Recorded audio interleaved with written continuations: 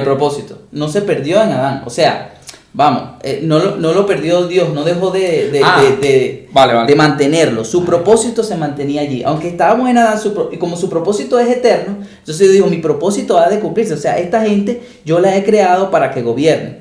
Entonces tengo que hacer algo. No, es que está claro eso de que, por ejemplo, a Dios nada le toma por sorpresa que pecó Adán y, ¿y ahora qué hago? Y bueno, mira, Jesús, tú vas a morir.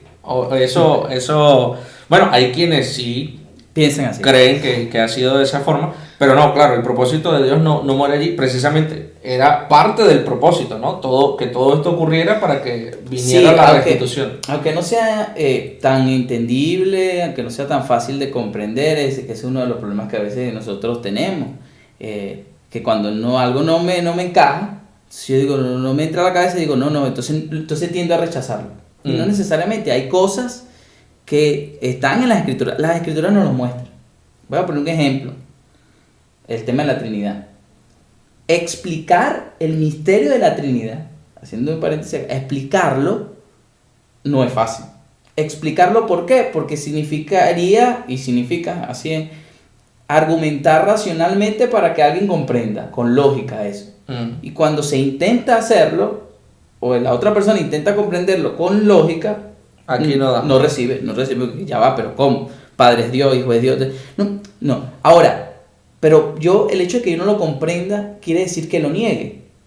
Cuando la Biblia, voy a decir algo, que esto va en contra de lo que algunos teólogos opinan. Adelante, este es un canal sin censura. Fíjate algo. La Biblia no explica de manera, voy a decirlo así, de manera clara, no lo explica de manera clara lo que implica la Trinidad. No lo explica, pero sí lo muestra. Cuando vemos que, por decir un ejemplo, que es un ejemplo que cualquiera que no sea trinitario no me lo puede negar. Trinitario no es de Trinidad y Tobago. Gracias. Por ejemplo, cuando Pablo se despide en la segunda carta que tenemos a los Corintios, capítulo 13, versículo 14, y él, voy a buscarlo rápidamente. Pablo se despide, dice en esta versión, dice, que la gracia del Señor Jesucristo, el amor de Dios y la comunión del Espíritu Santo sean con todos ustedes.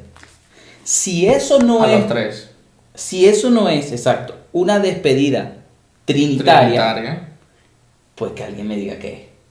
Está mencionando a los tres entes. Algunas personas se enrollan y pelean, y yo he visto discusiones teológicas encarnizadas por eso, porque se llama que las personas de la Trinidad, que cómo se puede llamar a la persona, cómo se le puede llamar persona, si no es una persona, en fin, yo no voy a entrar en esos detalles, llamémoslo como quieran, las entes, los seres divinos de la Trinidad, pero están allí, Pablo los muestra. La Trinidad es un hecho en las Escrituras, no podemos negarlo. Correcto. Que no me lo explique claramente cómo funciona, cómo es el asunto, no sé, es innegable. pero es como una vez escuché de un pastor a quien estimo mucho, que ponía el ejemplo de una persona que no quería tomar un vaso de leche, porque decía, yo no puedo aceptar tomar ese vaso de leche. ¿Y por qué? No, bueno, porque yo no puedo aceptar si primero a mí si a mí no me explican cómo una vaca negra que come pasto verde entonces da leche blanca. Claro. No lo entiendo. Y hasta entonces no tomo, pues. Sí, entonces yo no me voy a poner en esos detalles. Sí, déme gente para acá que la leche es bien sabrosa. Entonces, algo así mismo. Por eso es que Romanos 1.17 dice, empezando desde el 16, Romanos 1.16 dice, porque no me avergüenzo del Evangelio, porque es poder de Dios para salvación a todo aquel que cree. Porque en el Evangelio la justicia de Dios se revela. El Evangelio no es por lógica. Exacto. Es que se te tiene que revelar, y eso va de la mano con el libre albedrío. Eso ya lo vamos a ver en el próximo. Es que justamente cuando mencionas esa parte de Romanos 1, que nos dice eso, el Evangelio de Dios, que se viene o se nos revela, lo entendemos justo cuando se nos da esa gracia que no merecemos y nos dice, toma, te doy un poco de luz. Estás entre tanta oscuridad, pero para ti viene la luz, toma. Y viene pues esa revelación.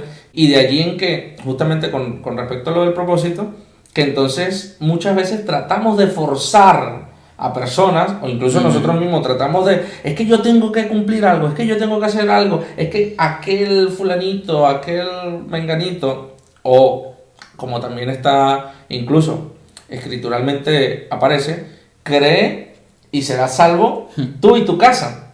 Entonces por eso creemos que, a ver, el papá, la mamá, el tío, que no está mal creerlo, de hecho todos anhelaríamos que así fuese, pero sin embargo eso no significa, por lo menos textualmente, sacado de contexto. Exactamente, está sacado de contexto y se dice, no importa lo que hagan, no importa tu familia va a llegar. Que va a llegar. Y resulta entonces luego que el hermano o el primo o el padre o la madre o un hijo no creyó nunca en Dios, por alguna razón ya no está más en la tierra, y entonces ¿qué? ¿Falló Dios a su promesa? Exacto. Fallaron los interpretadores. Ahí es donde está el problema, y entonces se le echa la culpa a Dios. Tanto de eso como de otras cosas. Y eso trae como consecuencia muchas veces, fíjate, por poner un ejemplo que lo leí hace poco. Stephen Hawking, que murió hace poco, uno de los ateos más populares, más famosos. Y él en un principio creía en Dios. De hecho, su ex esposa, su primera esposa, era una creyente, consumada. Y él como tal, fíjate tú qué cosa, las paradojas de lo que es el ser humano, pero aquí no tenemos el tiempo para dilucidar tantas cosas por ahora.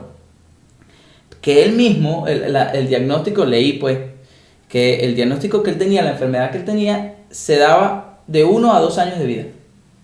Y él la adquirió a los 21 años, murió a los 76. Entonces nada más su misma vida, el hecho de que se mantuviera vivo, aunque vamos, era por la tecnología, el avance científico, la medicina, todo lo demás, todo lo que se quiera buscar. Pero Dios en su soberanía permitió que ese hombre siguiera respirando, y con todo y eso se atrevió pues a decir tan abiertamente que no había un Dios. Bueno, pero justo, él mismo siendo un milagro, y a veces es que esperamos los milagros, que se abra el mar o que de la nada el cielo se ponga oscuro y algo ocurra sin ser un eclipse, y eso es un milagro, pero a veces precisamente solo el hecho de poder respirar ya es un milagro, y más este hombre con semejante enfermedad y tantos años. Así, corroborando lo que dicen, me dio mucha risa. Una imagen, creo que fue en Facebook. ¿Cómo no creer en los milagros si yo vivo en una tierra suspendida en el espacio? Ya nada más eso. Claro. Oye, ¿cómo está ahí? Eso me recuerda, estaba escuchando también estos días a alguien decir que cómo es posible que todo este orden venga precisamente del Big Bang.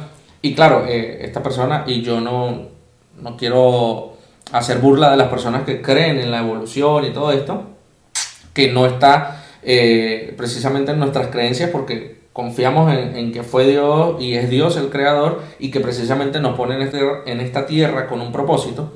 A veces es más fácil pensar en un Dios creador que estar buscando por todos lados a ver cómo compruebo que Dios no existe, cuando la misma Biblia relata, y lo hace el salmista cuando dice, es que simplemente te basta con ver los cielos, y los cielos cuentan, hablan de Dios. Ve la montaña, ve la creación entera, y la creación entera está diciendo, alguien existe superior a todos nosotros, que nos creó, que nos fundó. Entonces, escucha esto que acabo de pensar.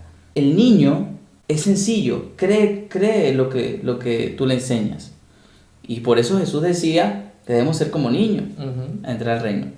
Pero algo interesantísimo que estoy pensando en este momento es que me estoy imaginando a un niño que tú no le enseñes creer en Dios o en un Dios. Creer en un ser superior, en un creador, en un arquitecto, un diseñador del mundo. Tú no le enseñas al niño, y el niño va a creer en un ser superior, aunque no se lo enseñe.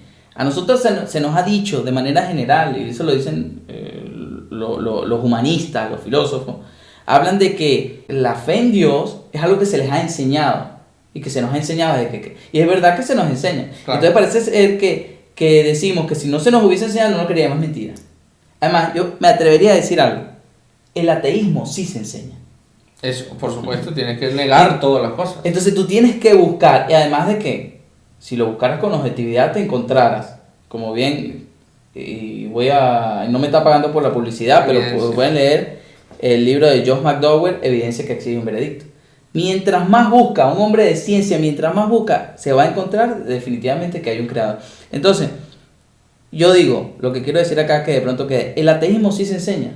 La fe en Dios se revela. Y se le revela a cualquier niño sin que ya esté creciendo. ¿Por qué? Porque lo que tú decías que dice Salmo, ya al ver, ya el niño ve que hay algo. Sí, hay algo. Entonces, cuando Dios crea a Adán a su imagen y semejanza, él determina un propósito. Un propósito que el pecado no lo quitó de la mente a Dios. El propósito, ese propósito es eterno. Y Dios lo resolvió en Cristo. Porque entonces en Cristo, cuando viene Cristo, ¿cuál es el mensaje central de él? ¿De qué hablaba? El reino de los cielos. El reino de los cielos, dice Mateo, el reino de Dios dice Marco, pero básicamente se puede entender como sinónimo. El original, volver al principio. Exactamente, lo que Jesús venía y decía, bueno, ahora yo vine a buscar lo que se había perdido. Algunos dicen a los que se habían perdido. La gente, sí. No, es lo que se había perdido, porque ¿qué? El reino. Lo que se había perdido era esa autoridad. Bueno, vine a restaurarlo. Estaban en Adán, ahora están en Cristo. Adán lo entrega voluntariamente, porque Adán podía decidir sobre el bien y el mal, y lo entrega voluntariamente al pecado, al desobedecer, al transgredir.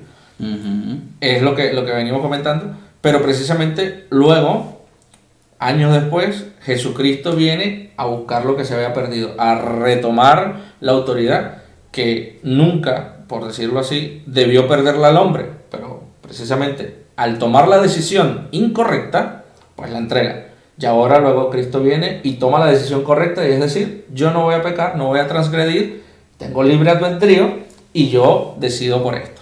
Ahora, usted y yo tenemos libre albedrío, ya lo vamos a comentar entonces luego. Gracias, Edwin. No sé, ¿algunas cosas que quieras decir? Bueno, ya estoy esperando la respuesta para enterarme si tienes libre albedrío. Claro, quiero saberlo. Entonces estás invitado para que nos sigas ayudando en esto. Vale. Y por supuesto, las personas que nos ven y que nos siguen también, pues a través de este medio o de las redes sociales que van a aparecer allí debajo publicadas, ustedes pueden también comentar, escribir sus preguntas. Van a tener allí también el enlace para que sigan a Edwin y puedan ver allí también sus comentarios a través de las redes sociales. En fin, todo eso lo vamos a hacer y vamos a procurar hacerlo también más seguido. Excelente. Vale, gracias. Bueno, muchas gracias. Bendecidos siempre.